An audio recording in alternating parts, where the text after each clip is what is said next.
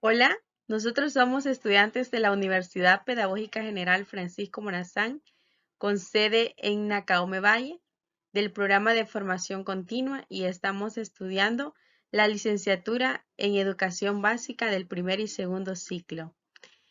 La clase es de Sociología y el tema a desarrollar es de la teoría del desarrollo y subdesarrollo de América Latina. En esta ocasión hemos decidido hacer mapas conceptuales por medio de los cuales daremos una mejor explicación del tema a desarrollar.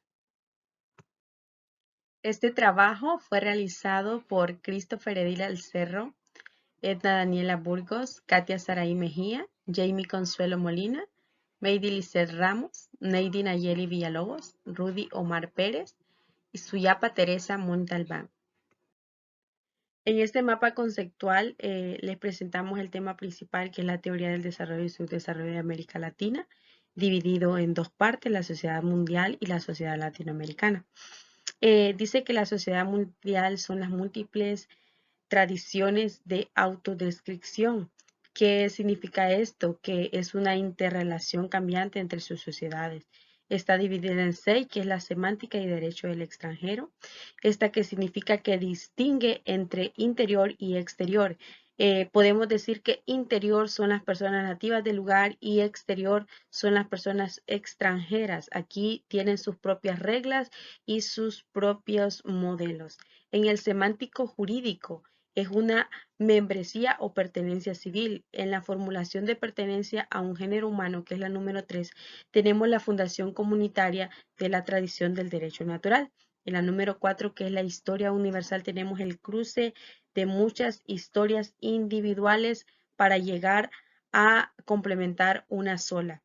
En la conversación bosquejada sobre el humanismo romanticista tenemos que es la gira de la mirada sobre los fenómenos de las sociedades, y tenemos también la tradición del pensamiento. Vamos con la sociedad latinoamericana, que se combina de 3 elementos: el elemento histórico, el elemento material y las personas y sus actividades. El elemento histórico es lo que se da en las sociedades y el elemento material son lo que se construyen, podrían ser las grandes infraestructuras, perdón, y las personas y sus actividades son lo que realizan en su entorno. En el siguiente mapa conceptual estamos hablando de la realidad mundial en la actualidad. Y tenemos la globalización, los medios de comunicación masiva, la ONU y la discriminación y el racismo. Pero también incluiremos un poquito acerca del COVID-19 y la guerra que se está viviendo actualmente entre Rusia y Ucrania. La globalización sabemos que es todo lo que lleva a los países al crecimiento, y tanto en economía, en cultura, en la sociedad en general, la política, en tecnología y en profesionalismo. Esto significa que es más oportunidades para los diferentes países a nivel mundial.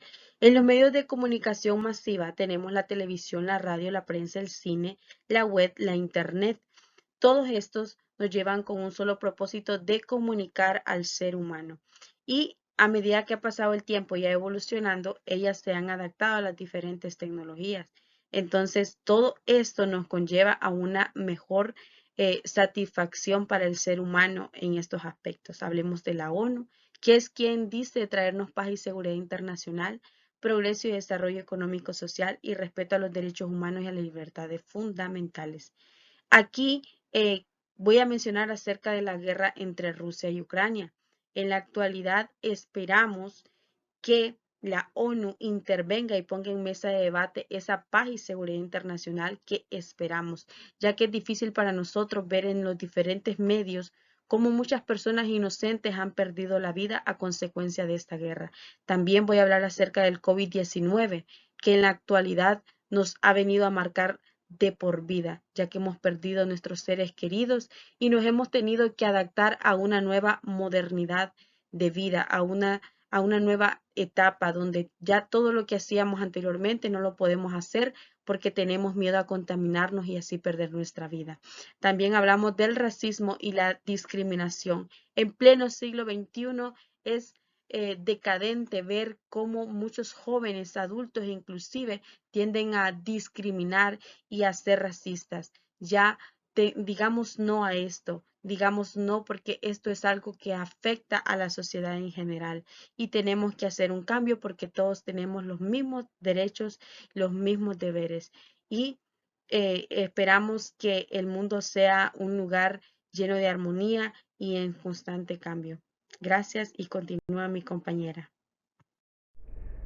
Ahora conoceremos un poco acerca de la desintegración socialista y el fin de la Guerra Fría, pues los grandes cambios que produjo la desintegración no solo modificaron el mapa mundial, sino que afectaron la distribución y el balance del poder en el mundo. Si bien es cierto, el enfrentamiento ideológico entre los Estados Unidos y la Unión Soviética dio lugar a lo que se conoce como Guerra Fría. Quien tuvo un papel importante de esta Guerra Fría y que permitió dar fin a esta misma fue Mikhail Gorbachev entre el año de 1985 a 1991, quien implementó reformas como la perestroika y la glasnost para dar fin a la misma. ¿Quién fue Mikhail Gorbachev?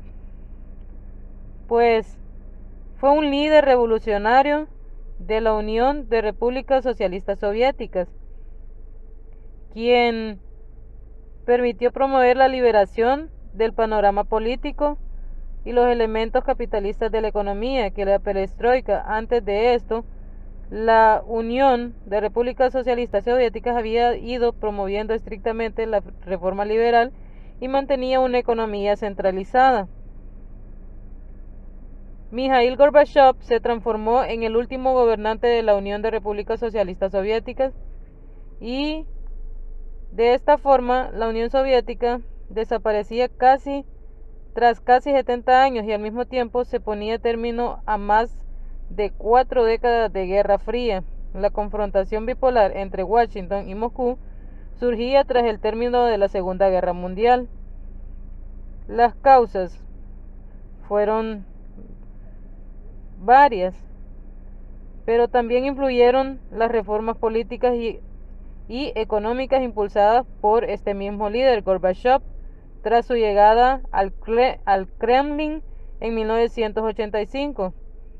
Fundamentalmente, la perestroika, una de las reformas de Mikhail, que es la reestructuración, y el glasnost, que es la transparencia, fueron cambiando no solo la Unión Soviética, sino también a sus históricos aliados de Europa del Este. Pues prueba de ello fueron las revueltas en 1989 que acabaron con la caída de los regímenes comunistas de países como Polonia, Hungría, Rumania y la República Democrática Alemana, ante los cuales Moscú decidió no intervenir, sosteniendo que cada país debía buscar su propio camino. Del mismo modo, la transición desde una economía planificada a una de las que existía la competencia generó altos niveles de desempleo e inflación que agobiaron a los ciudadanos de toda la Unión Soviética. Como vemos, este líder jugó un papel grande dentro de la Guerra Fría, y esta guerra fue un enfrentamiento político, económico, social, militar, informativo y científico, iniciado tras finalizar la Segunda Guerra Mundial entre el bloque occidental, liderado por los Estados Unidos, y el bloque del Este, liderado por la Unión Soviética.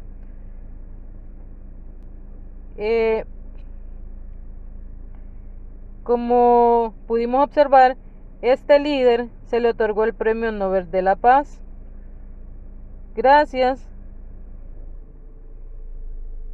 a que puso fin pacíficamente a la Guerra Fría. Por eso se le concedió el Premio Nobel.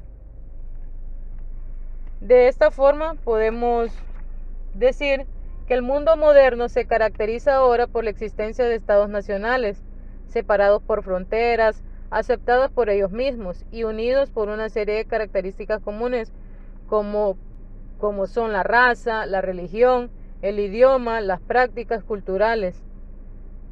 Entonces todo ello ha venido a mejorar de cierta forma y a dar fin a lo que ahora nosotros decimos que es la desintegración socialista. ¿Qué es la globalización? Pues es la tendencia a una integración económica, financiera y comercial. Si bien para el Fondo Monetario Internacional es entendida como la interdependencia económica creciente en el conjunto de los países del mundo. Y para el sociólogo francés Alain Touraine, este concepto de globalización es muy complejo, ya que nos menciona que estamos dominados por una ideología neoliberal. Esta ideología neoliberal ha inventado el concepto de globalización. Se trata de una construcción ideológica y no de la descripción de un nuevo entorno económico. Pues en efecto, la llamada globalización refiere a la integración e internacionalización de los mercados financieros y de los flujos internacionales de capitales. Por otra parte, podemos observar que la ideología neoliberal nos ha permitido ver las inversiones extranjeras, entendida esta como el principal motor de economía global, siendo estas las empresas transnacionales los principales agentes. Y dentro de las principales empresas transnacionales podemos observar el Fondo Monetario Internacional, el Banco Mundial y la Organización Mundial de Comercio.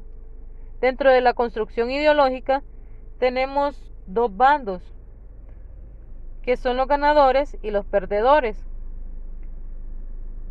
Según entendemos, cuando observamos en el tema anterior la Guerra Fría, terminada esta, los países buscan establecer alianzas que los hagan más fuertes en las competencias económicas. Y los tres mayores centros de poder económico son los Estados Unidos, Japón y la Unión Europea. Si conocemos un poco de la historia, un efecto fundamental que permitió la explosión del proceso de globalización es el hecho que desde la caída del muro de Berlín, por primera vez en la historia, un único sistema económico se extiende por toda Europa y casi en el mundo entero, y todos los países comercian entre sí y sin mayores trabas en general.